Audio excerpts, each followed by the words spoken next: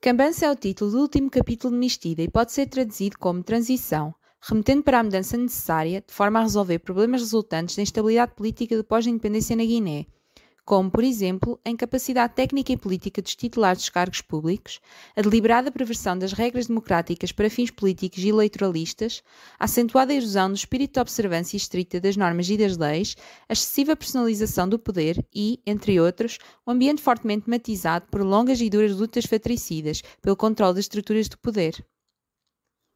O capítulo retrata o fantástico levantamento do povo, vivos e mortos, contra o governo despótico de Nham-Nham. É uma espécie de revolução caótica com final aberto, em que as personagens dos outros capítulos se reúnem, tentando safar as suas mistidas, que são, afinal, uma só: lutar por um futuro melhor. A Mambarca regressa à cena para comunicar a Nham-Nham que todos os defuntos se reuniram à superfície e pedem por amor. Há uma descrição de quão penosa é a descida de Amambarca para regressar ao trono do submundo, indicando que o poder, nesse cenário, se encontra bastante longe da luz e, consequentemente, da verdade. Lá embaixo, neste palácio subterrâneo fantástico, Nham-Nham tem apenas noção daquilo que o seu súbdito lhe conta. O lixo é um dos elementos referidos noutros capítulos e regressa como símbolo do poder corrupto de Nham-Nham.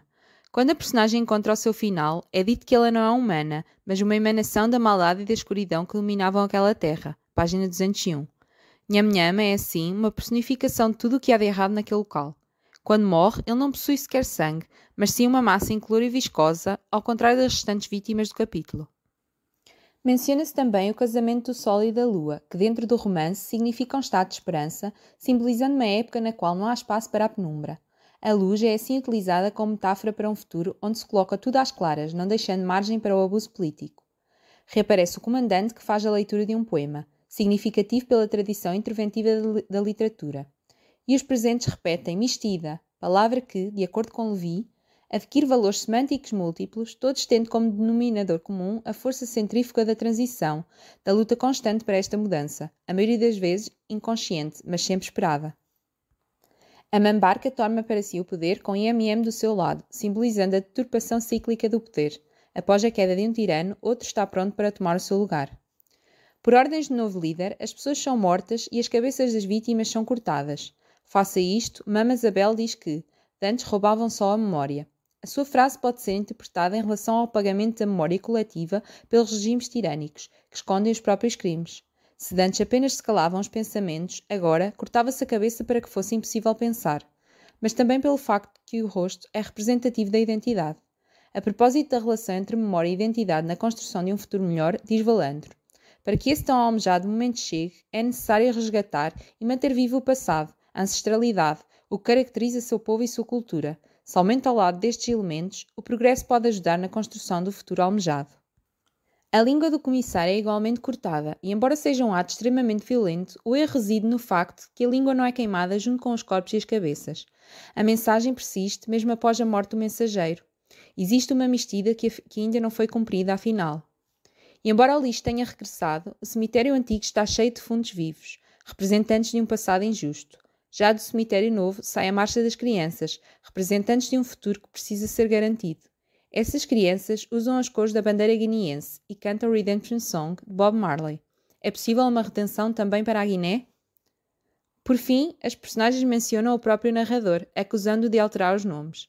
Há a sensação de que estas personagens podem ser a figura de tantas pessoas reais, cada uma com o seu nome, também elas a enfrentar um passado penoso e a tentar fazer a transição, como indica o título do capítulo, para um mundo melhor.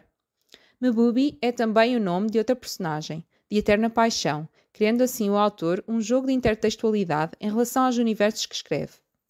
O narrador interpela o próprio leitor e dá-lhe ordens a cumprir. Que veja a cor do sol, que sinta o aroma do vento, que seja ele a assistir os primeiros sinais de mudança, como acontece no primeiro capítulo. Este é, portanto, um final em aberto que obriga o leitor a formular as próprias conclusões e pensamentos.